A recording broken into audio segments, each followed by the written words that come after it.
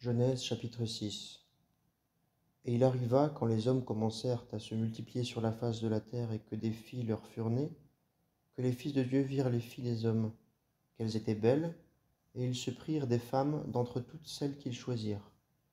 Et l'Éternel dit, Mon esprit ne contestera pas à toujours avec l'homme, puisque lui n'est que chair. Mais ses jours seront 120 ans. Les géants étaient sur la terre en ces jours-là. Et aussi, après que les fils de Dieu furent venus vers les filles des hommes et qu'elles leur eurent donné des enfants, ceux-ci furent les vaillants hommes de jadis, les hommes de renom. Et l'Éternel vit que la méchanceté de l'homme était grande sur la terre, et que toute l'imagination des pensées de son cœur n'était que méchanceté en tout temps. L'Éternel se repentit d'avoir fait l'homme sur la terre, et il s'en affligea dans son cœur.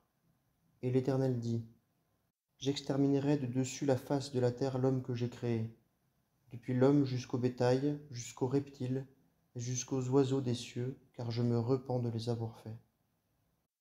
Mais Noé trouva grâce aux yeux de Dieu. Ce sont ici les générations de Noé. Noé était un homme juste. Il était parfait parmi ceux de son temps. Noé marchait avec Dieu. Et Noé engendra 3 fils, Sem, Cham et Japheth. Et la terre était corrompue devant Dieu, et la terre était pleine de violence. Et Dieu regarda la terre, et voici, elle était corrompue, car toute chair avait corrompu sa voie sur la terre. Et Dieu dit à Noé, La fin de toute chair est venue devant moi, car la terre est pleine de violence à cause d'eux. Et voici, je vais les détruire avec la terre. Fais-toi une arche de bois de gopher.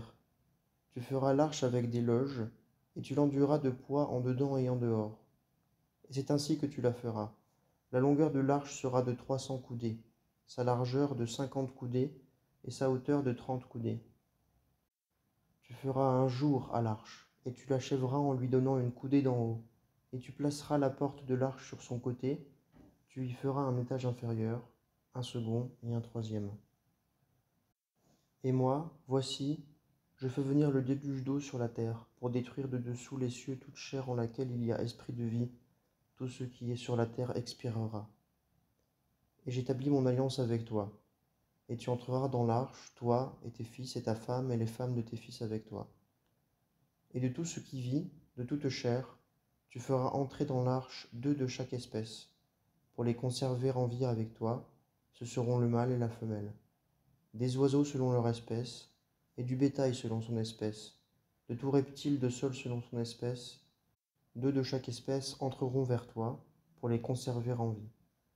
Et toi, prends de tout aliment qui se mange, et tu en feras provision près de toi, et cela vous sera pour nourriture à toi et à eux. Et Noé le fit, selon tout ce que Dieu lui avait commandé, ainsi il fit. Matthieu, chapitre 6. Prenez garde de ne pas faire votre aumône devant les hommes, pour être vu par eux. Autrement, vous n'avez pas de récompense auprès de votre Père qui est dans les cieux. Quand donc tu fais l'aumône, ne fais pas sonner la trompette devant toi, comme font les hypocrites dans les synagogues et dans les rues, pour être glorifiés par les hommes. En vérité, je vous dis, ils ont leur récompense. Mais toi, quand tu fais l'aumône, que ta main gauche ne sache pas ce que fait ta droite, en sorte que ton aumône soit faite dans le secret, et ton Père qui voit dans le secret te récompensera. Et quand tu pries, tu ne seras pas comme les hypocrites, car ils aiment à prier en se tenant debout dans les synagogues et au coin des rues, en sorte qu'ils soient vus des hommes. En vérité, je vous dis, ils ont leur récompense. Mais toi, quand tu pries, entre dans ta chambre, et ayant fermé ta porte, prie ton Père qui demeure dans le secret, et ton Père qui voit dans le secret te récompensera. Et quand vous priez, n'usez pas de vaines redites, comme ceux des nations, car ils s'imaginent qu'ils seront exaucés en parlant beaucoup. Ne leur ressemblez donc pas, car votre Père sait de quoi vous avez besoin avant que vous le lui demandiez. Vous donc, priez ainsi. Notre Père qui est dans les cieux, que ton nom soit sanctifié, que ton règne vienne, que ta volonté soit faite, comme dans le ciel, aussi sur la terre. Donne-nous aujourd'hui le pain qu'il nous faut, et remets-nous nos dettes, comme nous aussi nous remettons à nos débiteurs. Et ne nous induis pas en tentation, mais délivre-nous du mal.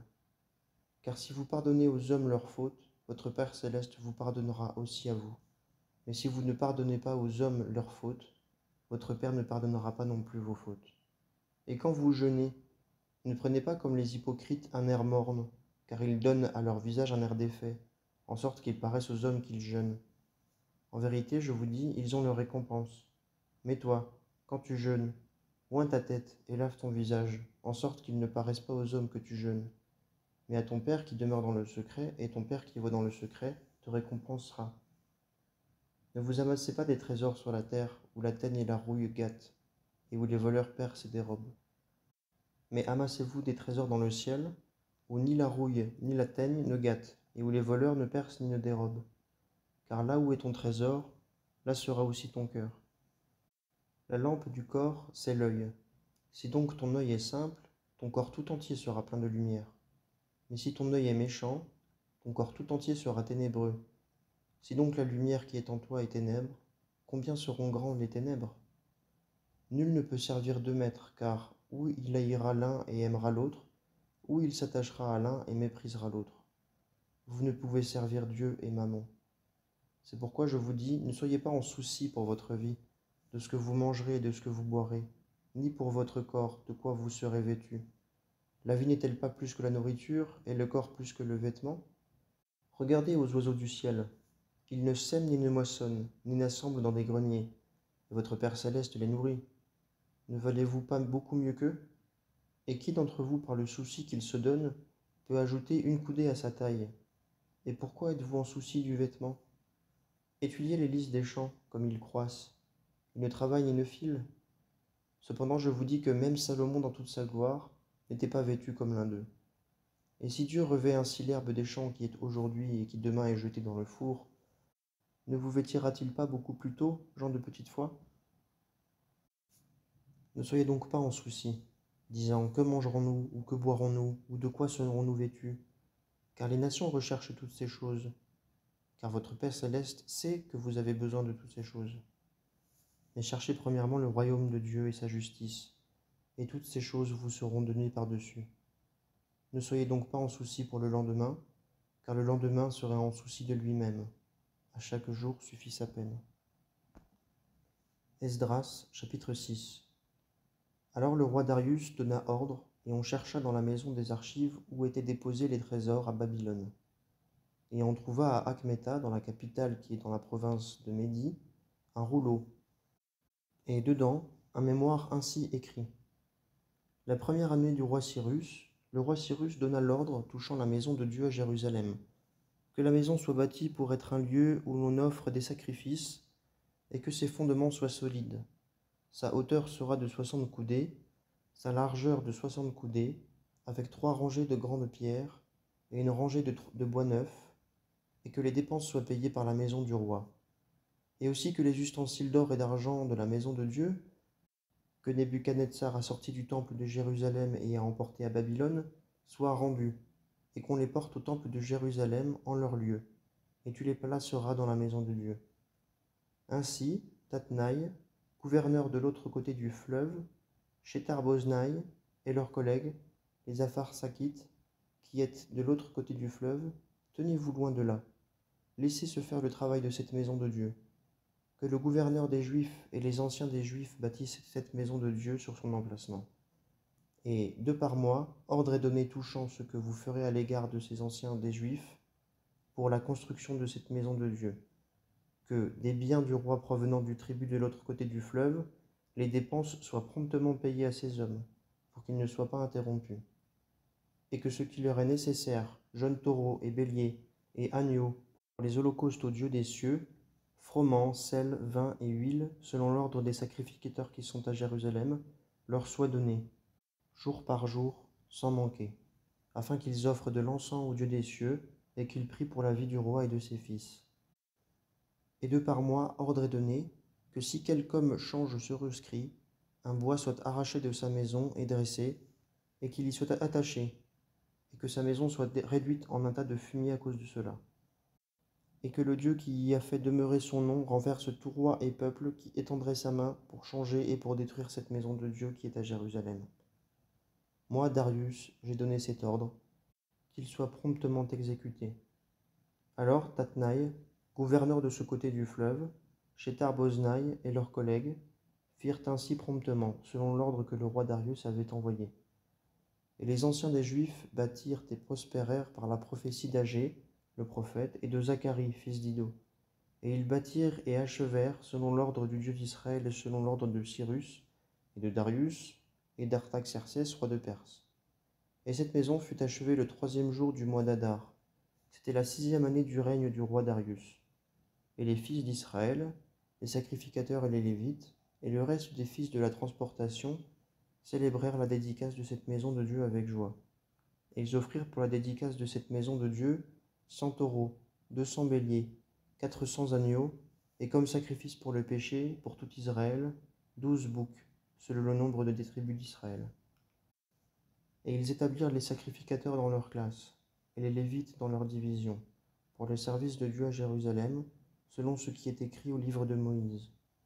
Et les fils de la transportation célébrèrent la Pâque le 14e jour du 1er mois, car les sacrificateurs et les Lévites s'étaient purifiés comme un seul homme, ils étaient tous purs, et ils égorgèrent la Pâque pour tous les fils de la transportation, et pour leurs frères les sacrificateurs, et pour eux-mêmes.